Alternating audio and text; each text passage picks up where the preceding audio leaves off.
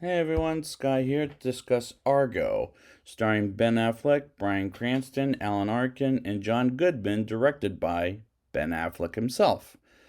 Now, I remember going to theaters for this many times, and what do I think of it? Well, you'll see when I get to the review, and then your point will be made. Let's get into it.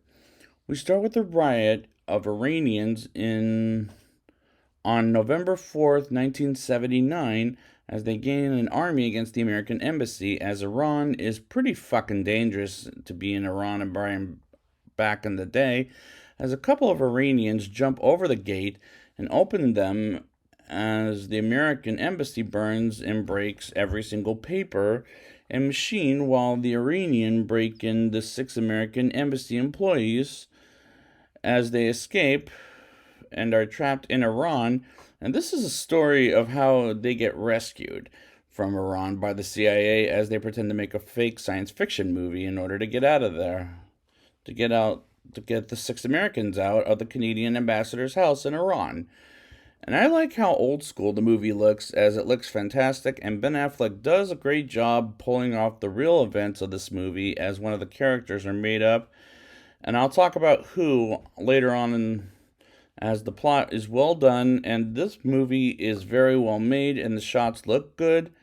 69 days later, we meet CIA agent Tony Mendez, played by Ben Affleck, going into the office in Virginia, and his boss, Jack O'Donnell, played by Bryan Cranston, are talking about finding a way to get the 6 Americans out of Iran and have a meeting with the state. And we learned the names of 6 Americans trapped, and they are Bob Anders, married couple Cora and Mark Lejek. I don't know if I'm saying that right. Please forgive me. Joe Stafford, and another married couple, Lee and Kathy Stafford, that are trapped in Iran, as Tony has an idea on that night when talking to his son on the phone while watching Battle for the Planet of the Apes on the TV, of making a fake science fiction movie for Canada, as Tony has a contact in Hollywood named John Chambers, played by John Goodman, who has the makeup artist on the original Planet of the Apes. And I think I've talked about him in that original Planet of the Apes show, as his makeup was one of the best things about that movie, as he's a great character being played by a great character actor, and they try to find a writer who gets scripts quite a bit named Lester Siegel, played by Alan Arkin, who's the made up character for the movie. But he comes up with the best line in the movie, and I'll talk about that a little later. And I'm enjoying this movie as a spy thriller and a Hollywood set movie, as it's a hell of a lot of fun to watch which 2 movies in a row directed by Ben Affleck. So good job, sir. Tony, John, and Lester try to find a decent script about something in space, and Tony finds a science fantasy script called Argo as they get a meeting with someone named Max Klein in Hollywood to make a fake movie. And I really had a fun time with these characters as they worked terrifically put together by these actors. They ran out a section in the Beverly Hilton to read the script of Argo, as Lester makes up what Argo means for the title, which is Argo, fuck yourself. Not calling you guys that, but I'm talking about what he's saying in the movie, which is the best line in the whole movie because it made me laugh the hardest. I mean, it was hysterical. Meanwhile, the Iranians make demands to fake kill some American hostages at the embassy, which is pretty damn serious. And Tony goes to the Secretary of State's office to approve the mission by making a fake movie. And Tony gets to the airport as to go to Iran, as he tells John and Lester that they have a green light to stick around the office. Otherwise, he goes to Istanbul, which is in Turkey, as one American witnesses a man getting shot, and Tony arrives in Turkey and meets with the man with the history, as Tony, under his alias named Kevin Harkins, which he used while in Hollywood. But Turkey looks beautiful. I'm not going to lie to you there. Tony goes to Iranian Constitute office to visit Iran. And seriously, Turkey looks beautiful because thanks to these shots. Tony gets to Iran and sees how incredibly dangerous it is, but he's not scared at this point while at the passport section, as he witnesses an attack from an Iranian could scare the shit out of me too, as far as I was afraid for Tony and how he's going to get the 6 Americans out of Iran. During those scenes, I was on the edge of my seat the entire time he was in Iran, and these scenes are very intense. He arrives at the Canadian ambassador's house to meet the trapped 6 Americans, and his house worker, Sohair, really made me fucking nervous half to death.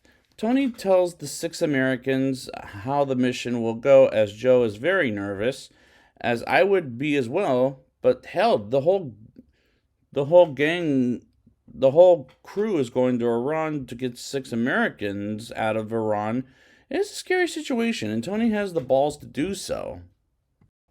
Joe doesn't trust Tony, as they have to go to an outside place in Iran at 3 o'clock in the afternoon, as they're very scared to go until Tony talks them into going as a Canadian movie crew and to stay relaxed as they drive to their location, where they try to find the location to make the fake movie, and they encounter a riot against the Americans as the van they're in drives through the riot, and they get there and gets a tour guide to show them where to shoot their fake movie. As Kathy takes a picture out of a place, and a man who owns the shop she took the photo of wants to pick the fight with the tour guide and get out of it alive, while Seher is at the house being interrogated by a soldier.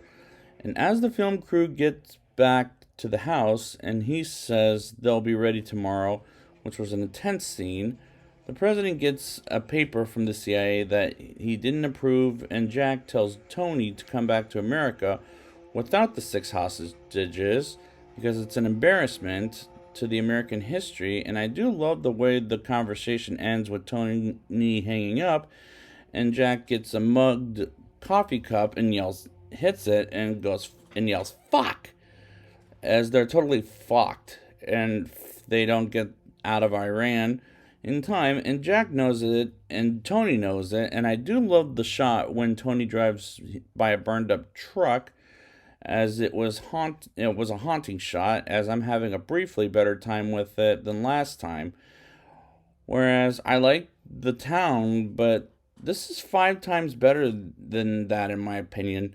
The next day comes as it's the big day to get them the fuck out of there without the approval of the president, as he calls Jack and tells him he's getting them out of there, and he goes to the place to pick them up and take them to the airport, while John and Lester gets a drink as they abandon their post, which is dumb on their part, but the intensity of them going to the airport is a terrifying situation.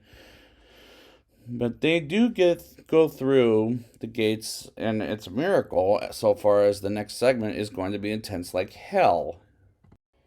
They get a letter approved by Hollywood, as the CIA calls Hollywood, but both John and Lester aren't there to pick up the phone, as they get picked up by Iranian soldiers at the airport, and Joe explains what they're looking for as far as a location and what they're trying to film, and Tony gives one a card to verify the Hollywood administration to let them go as they're flying back to Canada, and the guy calls one more time, and John and Lester finally get to the producer's building and pick up the phone, and the Iranians let them go and keep the drawings as a gift from Hollywood, and they get on board the plane, and some Iranians get warning about 7 Americans getting out of Iran as they get to the plane, and the Iranians try to stop the plane from taking off, as they do go up and miss that opportunity to get the 7 Americans, and they were truly lucky to get out of there alive, and are very happy as America is cheering the 6 Americans are back in America, all thanks to Tony. And it was a miracle to get them out of Iran. Tony gets the highest award, called the Intelligence Star, and eventually we'll take it back as the President of the United States says he's a great American, and he visits his wife and son, and we see all the Star Wars, Star Trek, Planet of the Apes, and merchandise and the ending is amazing, and the climax is intense but inspiring at the same time. Now it's time for the rating. I'll give this movie a 8.6 out of 10. This movie is very well done and intense at times. Ben Affleck does a great job on telling the story like it was back in the 1980s, and the actors do very well as these characters. This movie is very well shot as the locations are beautiful, and this movie is well made, and I really had a great time with this movie, so go check it out. So I'd like to thank you guys for joining me, and next time I will be back with Live by Night. And until next time, I think my story is the only thing between you and a gun to your head.